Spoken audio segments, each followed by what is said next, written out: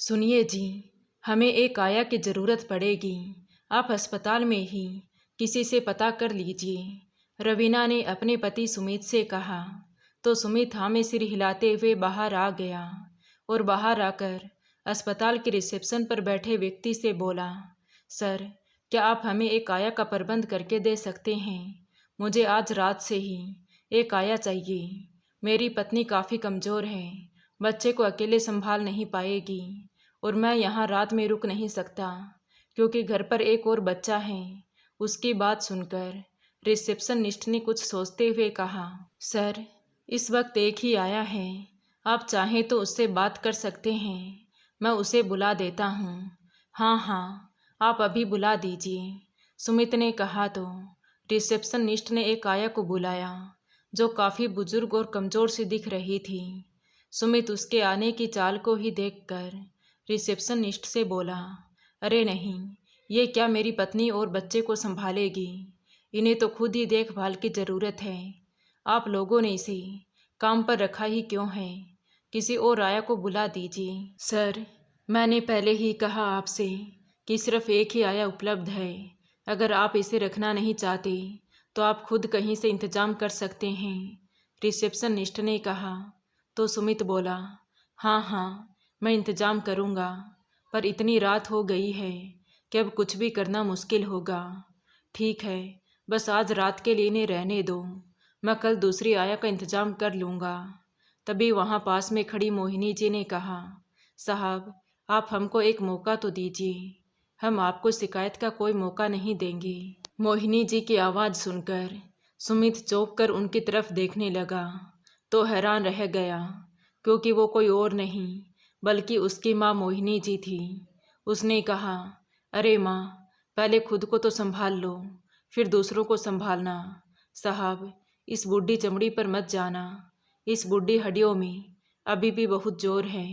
सुमित के पास वैसे भी अभी उनको रखने के अलावा और कोई चारा भी नहीं था क्योंकि रात काफ़ी हो गई थी और इतनी रात को किसी और का मिलना भी मुश्किल था। खैर, सुमित ने उनसे कुछ भी पक्का करने से पहले एक बार अपनी पत्नी रवीना से बात करने की सोचकर उसके पास गया और बोला, रवीना, गजब हो गया। क्या तुम्हें पता है, हम एक आया की बात कर रहे थे ना, जिस पर इस क्लिनिक ने मुझे एक आया का प्रबंध बताया भी था, और तुम यकीन नहीं करोगी कि वो मेरी माँ है। क्या मम्मी जी यहाँ, वो भी एक आया के रूप में? रवीना ने चौंकते हुए पूछा तो सुमित बोला, हाँ, क्या करूँ रवीना, इतनी रात हो गई, सुबह से डिलीवरी के लिए कामों में इतना बिजी हो गया था कि आया भी अरेंज करना भूल गया, और अब जब याद आया तो बस ये बुढ़िया ही उपलब्ध है।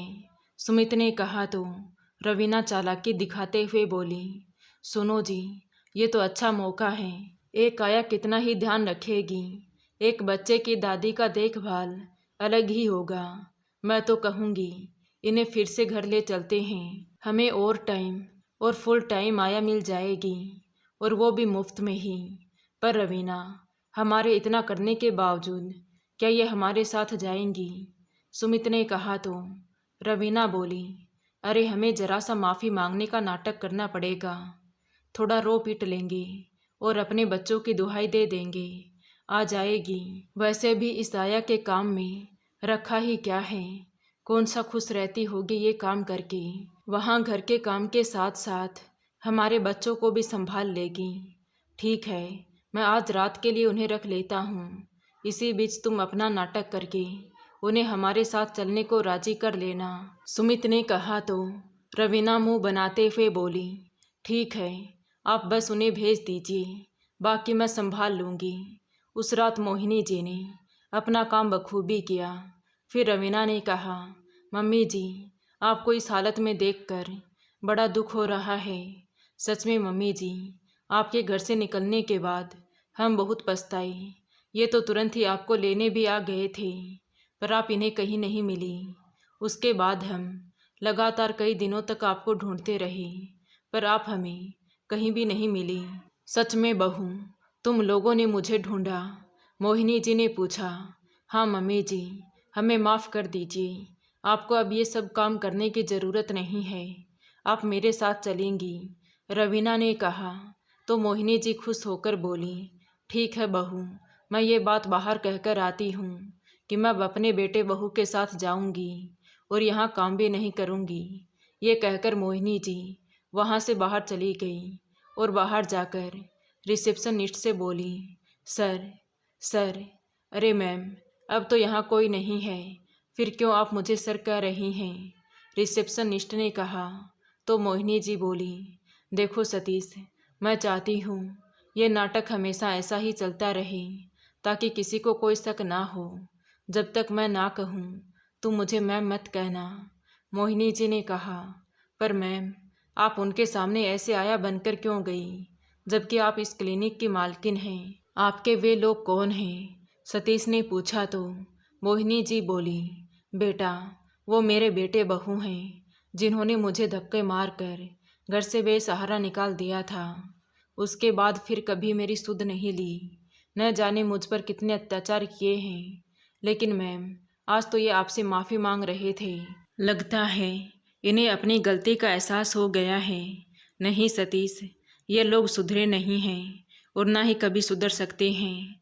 ये तो मुझे बहला फुसला कर मुफ्त की नौकरानी बनाकर अपने घर ले जाना चाहते हैं और मैं भी इन्हें सबक सिखाना चाहती हूँ। मज़ा तो तब आएगा जब ये लोग सोचेंगे कि ये चाल चल रहे हैं, पर असल में खेल तो मैं खेल रही होंगी। उस दिन जब इसे मैंने अपनी क्लिनिक में देखा, तभी मैंने आया बनने का नाटक करना है ये सोच लिया था। बस अब इस नाटक को चलते हुए अपने मकसद को अंजाम देना है। मोहिनी जी ने कहा, पर मैम, एक बात मुझे समझ नहीं आ रही कि जब आपको इन्होंने घर से बेसहारा निकाल दिया था, फिर आप यहाँ तक कैसे पहुँची, और जब पहुँची गई तो कभी इसे कुछ बताया क्यों नहीं? रिसेप्शन पर बैठे व्यक्ति सतीश ने पूछा। तो मोहिनी जी बोली, यह एक लंबी कहानी है सतीश, फिर कभी बताऊंगी। अभी फ़िलहाल तो मैं यहाँ की एक आया हूँ, ये याद रखना है, और सुबह यहाँ के पूरे स्टाफ को बता देना, वरना कहीं मेरी पोल ना खुल जाए। इसके बाद मोहिनी जी सुमित और रवीना के साथ उनके घर चली गई। घर में घुसते ही रवीना ने कहा, मम्मी जी, बच्चे को इतनी धूल से इन्फेक्शन हो जाएगा, आप सबसे पहले पूरे घर का झाड़ू पोछा कर दीजिए, इसके बाद खाना बना लीजिएगा।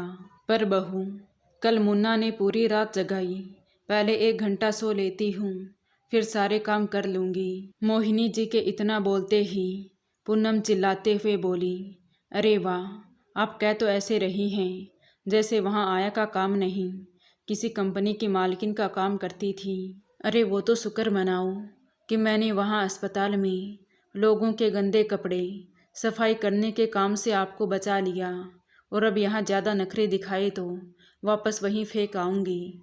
इसलिए जाइए और जो कहा है वो कीजिए। ठीक है बहू, जाती हूँ। ये कहकर मोहिनी जी काम करने चली गई। कुछ दिनों बाद रवीना उसी क्लिनिक में अपना चेकअप करवाने गई, तो साथ में मोहिनी जी भी थी। इधर रवीना और बच्चे का चेकअप चल रहा था, और उधर मोहिनी जी सतीश और एक मैडम के साथ मिलकर कुछ प्लान बना रही थी। मैम, आपने उस दिन पूरी बात नहीं बताई मुझे, आज बताइए ना। आखिर आपने इस उम्र में ऐसी हालत में इतना सब कुछ कैसे अचीव कर लिया? सतीश ने पूछा। तो मोहिनी जी बोली, पता है सतीश, जब मेरे पति का देहांत हुआ तब मेरे सामने मेरे बेटे को अकेले पालने की सबसे बड़ी चुनौती थी। पेशे से मैं एक नर्स थी, इसलिए घर परिवार की ज़्यादा जिम्मेदारी मेरे पति पर ही थी, क्योंकि मेरे काम का कोई समय नहीं होता था। तो घर पर सुमित को उसके पापा ही संभालते थे। हमारे एक किराने की दुकान थी जिस पर किसी को रखकर सुमित के पापा सुमित को संभालते थे। जब वो गुजरे तब मैं नौकरी छोड़ दुकान संभालने लगी, ताकि सुमित और घर दोनों को संभाल पाऊँ। बहुत कठिनाइयों के बाद आखिर सुमित को नौकरी मिल ही गई। उसने कहा, अब दुकान चलाने की कोई ज़रूरत नहीं है माँ। तो मैंने भी सोचा, चलो अब दुकान चलाने की ना तो मेरी उम्र है और ना ही ज़रूरत, इसलिए दुकान बंद कर दी। सुमित ने भी अपनी पसंद की शादी कर ली। शुरुआत में तो सब बढ़िया चल रहा था, पर रवीना को मैं बिल्कुल भी नहीं सुहाती थी। वो दिन भर घर का पूरा काम मुझसे करवाती और फिर कहती कि वो कुछ नहीं करती। धीरे धीरे सुमित भी बदलने लगा।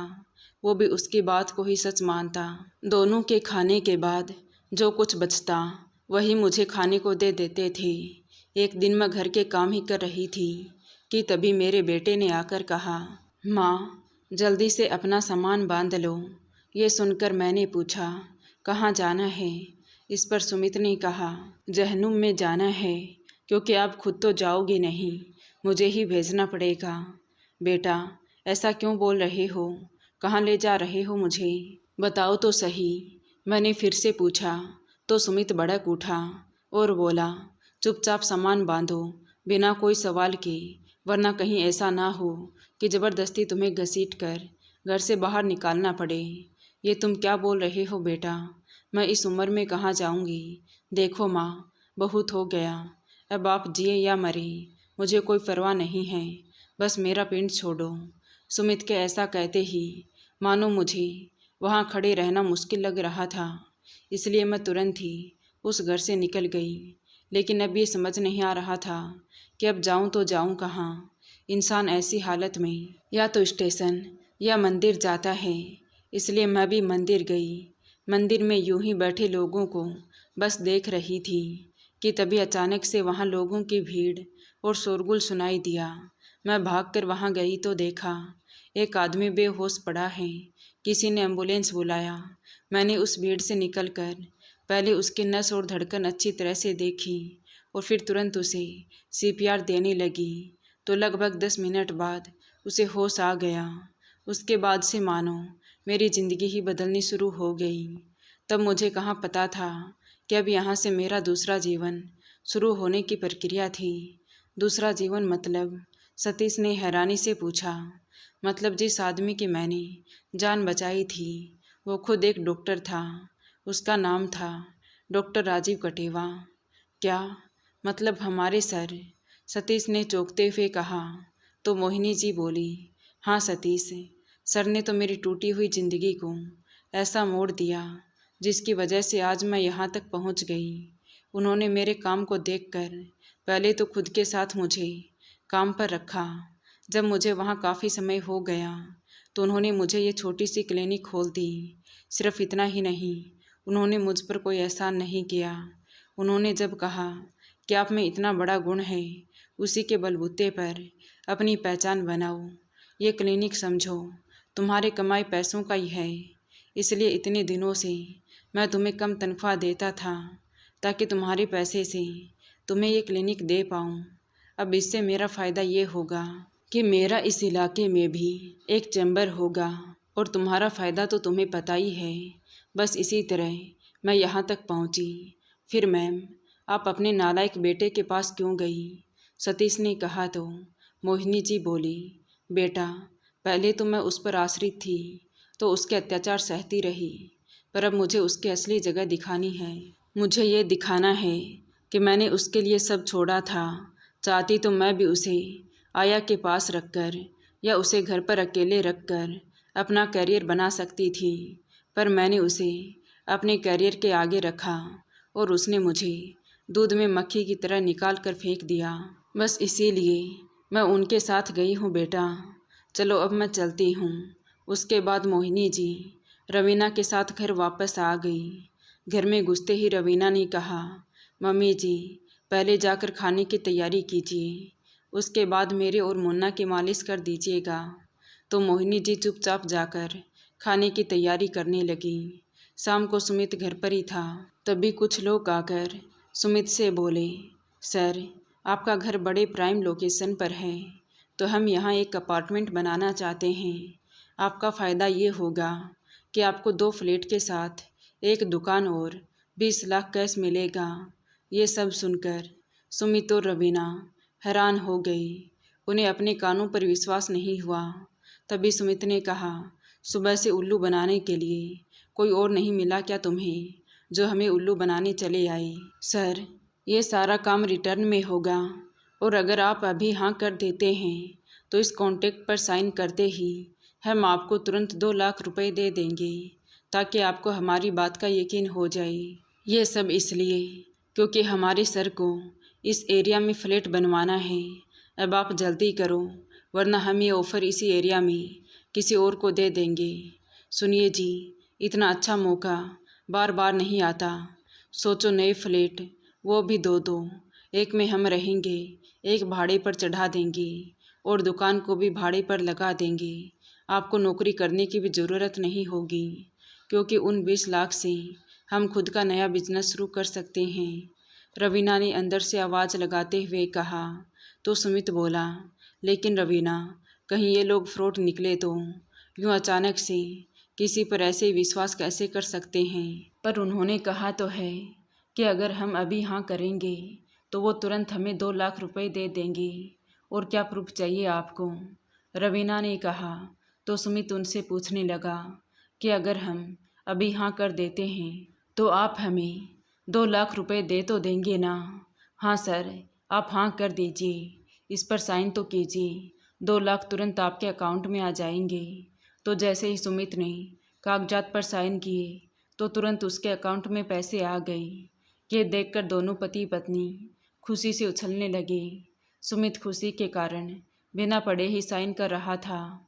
उसके बाद वो आदमी कुछ और कागजात पर साइन करवा कर चला गया। तो अब अगले दिन से ही सुमित ने अपनी नौकरी छोड़ दी और रवीना ने भी मोहिनी जी से कहा, मम्मी जी, अब आप वापस उस अस्पताल में चली जाएं क्योंकि मुझे अपने नए फ्लैट में आपकी मनहूसियत नहीं चाहिए। तभी दरवाजे पर वही सारे लोग आ गए जिन्हें देखकर सुमित ने कहा, तो कब हमारी डील पूरी होगी और काम शुरू होगा? सर, हमारा काम पूरा हो गया, अब आपको ये घर छोड़ना पड़ेगा।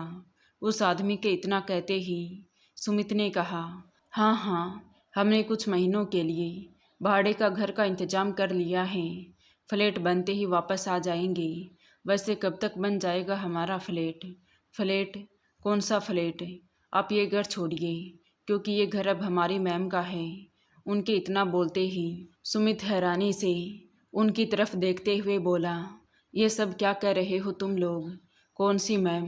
किसके नाम पर हमने अपना घर कर दिया?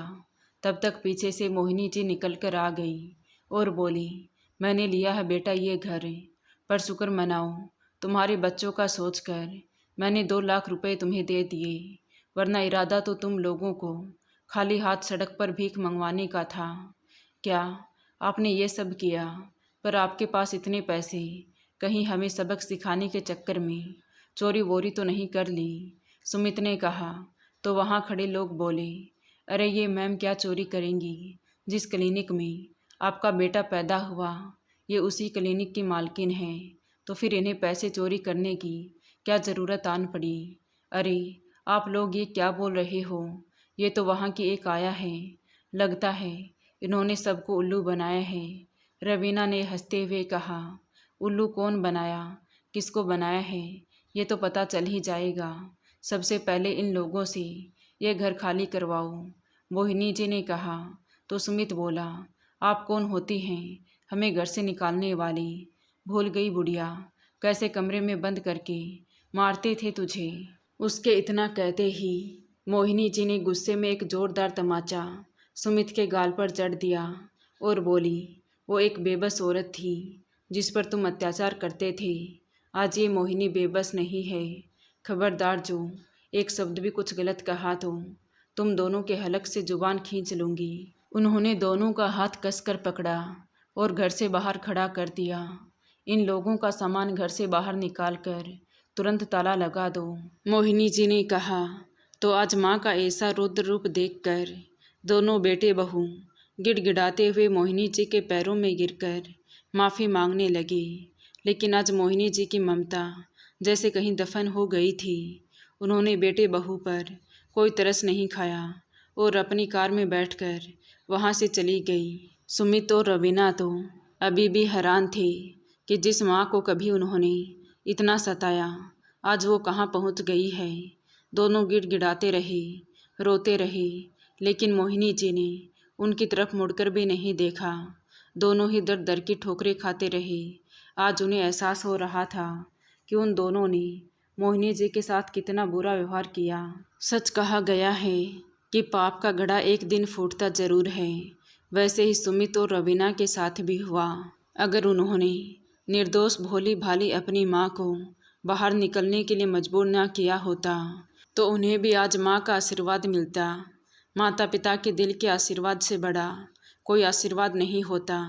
अगर वो मिल गया तो समझो आपको सारे जहाँ की दौलत मिल गई। लेकिन अगर माँ बाप का दिल दुखाया तो उसे तो भगवान भी कभी माफ़ नहीं करता।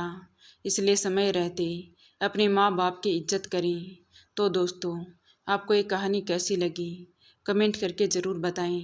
कहानी अच्छी लगी हो तो प्लीज़ वीडियो को लाइक करें, शेयर करें और हमारे चैनल कहानी विद देवांशी को सब्सक्राइब ज़रूर करें। Thank you.